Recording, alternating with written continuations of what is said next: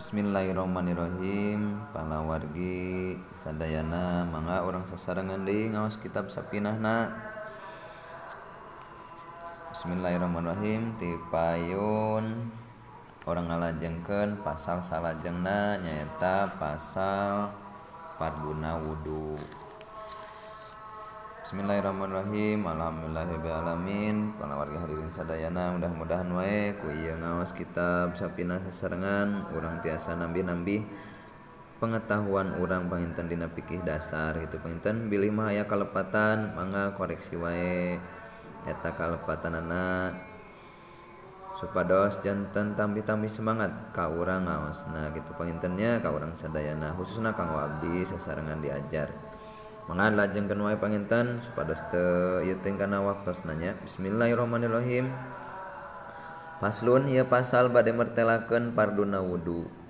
Furudul wudu'i ari seueurna farduna wudu eta sitatun aya genep.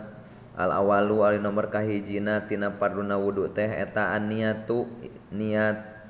Asani ari nomor kaduana dina farduna wudu teh eta ghuslul wajhi ngumbah beungeut.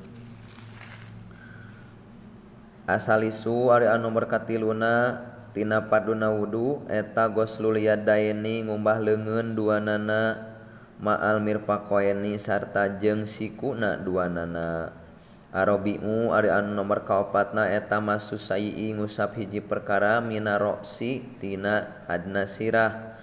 Al-khamisu ari anu nomor kalimana eta ghuslul rijlaini ngumbah suku duanana ma'al ka'baini sarta jeung mumuncanganana duanana.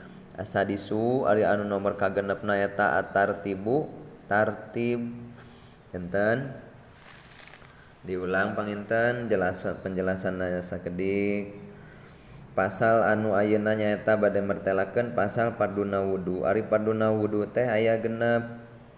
Hiji niat, ari niat aya nu nyebatkeun al-qalbu dina hate wa mahaluha jeung ari tempatna niat eta al-qalbu dina hate wa talapudu jeung ari ngucapkeunana biha kana eta niat sunnatun sunnat. Jadi ngucapkeunana kana eta niat mah disunnahkeun mung ari tempatna niat nyaeta dina qalbu enten mangga bae ditalapud mangga sapertos nawaitul wudu alirafil hadasil asgori fardolillahi ta'ala mangga.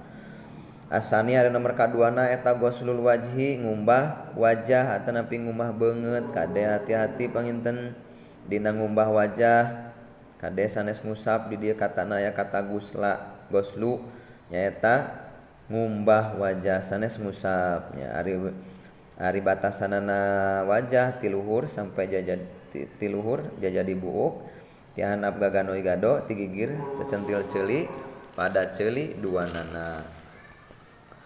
Asalisu ari nomor katiluna eta ghuslul yadaini ngumbah leungeun duanana ma'al mirfaqain. Dina kalimat ieu ngumbah leungeun berarti tina tangan heula baru kana siku. Sanes tina siku heula kana tangan berarti nya tina tangan heula ti payun kana siku. Arabi ari nomor kaopatna eta mashu sayyi ngusap hiji perkara mina roksi tina sirah. Nomor kaopatna farduna wudu teh ngusap sanes ngabanyur di dieu mah nya da katana kata mashu. Hati-hati sanes ghuslu benten sareng ieu di dieu mah masu ari masu mah ngusap mana cenah ngusap sirah sanes ngusap rambut kade teh nya ngusap sirah sanes ngusap rambut sabab lamun anu teu rambutan kumaha tuh kitu nya. Al-miswar nomor kalimana eta ghuslul rijlaini tadi nu ieu ge sami ngumbah suku duanana mal ka'baini sarta hati-hati dugi kana mumuncanganana duanana lewatan sakedik bilih teka kumbah. Asadisu nomor kagenep nama nyaeta tartib ari tartib teh nyaeta ulah ngaheulakeun anu paneuri ulah maneurikeun anu ti heula oge disebat tartib teh dina sapalih katerangan nyebatkeun nyadiakeun atanapi nyumponan atanapi ngalengkepan sakabeh perkarana termasuk caina oge ulah dugikan nuju wudu tengah-tengah saat kitu nya. Kitu panginten eta kanggo pasal paduna wudu. Alhamdulillah urang tiasa sasarengan ngaos, mudah-mudahan aya manfaatna nya khusus pisan kanggo abdi teu umumna kanggo anu ngariringan ngaos kana ieu kitab Sapina. Bilih aya koreksian atau napi lepatna mangga koreksi wae supados tambih-tambih urang sadayana semangat tina ngaosna. Alhamdulillahirabbil alamin. Wassalamualaikum warahmatullahi wabarakatuh.